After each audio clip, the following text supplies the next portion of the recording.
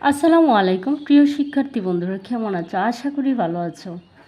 আজকের টপিকটা হচ্ছে আমার ভগ্নাংশ। কালকে আমি একটা ক্লাস নিয়েছিলাম তৃতীয় শ্রেণীর শিক্ষার্থীদের, কিন্তু আমার মনে হয়েছিল যে আজকে পূর্ণাঙ্গ ক্লাসটা নেওয়া দরকার, কিন্তু ভগ্নাংশের ক্লাস সীমাহীন সমুদ্রের মতো।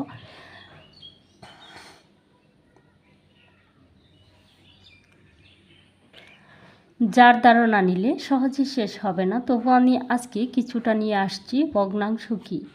ভগ্নাংশকে ইংরেজিতে ফ্র্যাকশন বলে, অর্থাৎ লব হর বিশিষ্ট গাণিতিক রাশিকে ভগ্নাংশ বলে। তোমাদের এই প্রাথমিক ধারণাটা প্রত্যেকটা মানুষের থাকা দরকার। ভগ্নাংশটি করতে গেলে ভগ্নাংশ বলে, যেমন 3/2 সেটা হচ্ছে ভগ্নাংশ। 3/5 দেখো এইখানে হরগুলি সমান, তার মানে হচ্ছে এটি একটি সমহর বিশিষ্ট ভগ্নাংশ। আচ্ছা, ভগ্নাংশ সাধারণত দুই প্রকার। সাধারণ ভগ্নাংশ, একটি হচ্ছে দশমিক ভগ্নাংশ।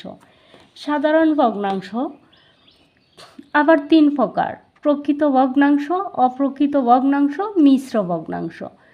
প্রকৃত ভগ্নাংশ যা লব ছোট থাকবে এবং হরটি বড় থাকবে, সেটা হচ্ছে প্রকৃত ভগ্নাংশ।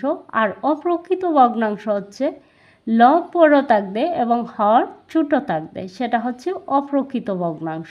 আর মিশ্র ভগ্নাংশ হচ্ছে এর সাথে একটা পূর্ণ সংখ্যা থাকবে। মিশ্র ভগ্নাংশের সাথে একটি পূর্ণ সংখ্যা থাকবে, যেমন দুই সমস্ত 3/এর একটা পূর্ণ সংখ্যা অবশ্যই থাকবে। এটা হোক 2 অথবা অন্য কোনো সংখ্যা থাকবে অবশ্যই।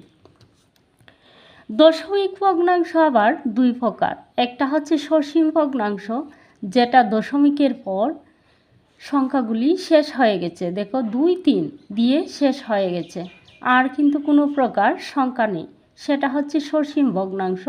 আর অসীম ভগ্নাংশ হচ্ছে যেটা দশমিকের পর দেখো 5.33, তারপরে ডট ডট আমি দিয়েছি, তার মানে হচ্ছে আরও অনেকগুলি সংখ্যা আছে, চলতেই থাকবে।